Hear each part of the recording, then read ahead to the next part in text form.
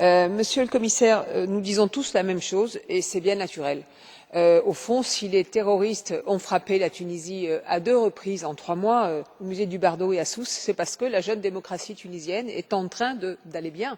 C'est parce que la transition démocratique se déroule bien. Et c'est ça que les terroristes essayent de viser pour mettre à fin et pour mettre à mal. Donc évidemment, ça implique que notre Union européenne soit présente aux côtés des Tunisiens et aux côtés de la Tunisie d'une façon plus importante encore que ce que nous avons fait par le passé. On doit être présent sur le plan de la sécurité, vous l'avez dit, sur le plan de la gestion, par exemple, et du contrôle des frontières avec la Libye, ceci est une évidence. On doit être présent sur la question du flux migratoire. Il faut que nous gérions avec eux ces flux de migration tunisiens et européens. On doit être présent évidemment au plan économique.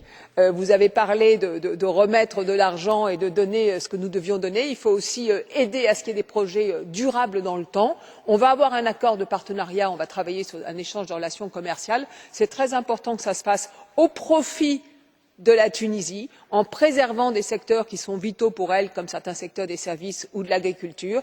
En tous les cas, il est absolument évident que notre Parlement ici vous dit une chose, l'Europe doit répondre présente, elle doit être du côté de la Tunisie et des Tunisiens. Ceci n'est pas négociable pour nous. Merci beaucoup.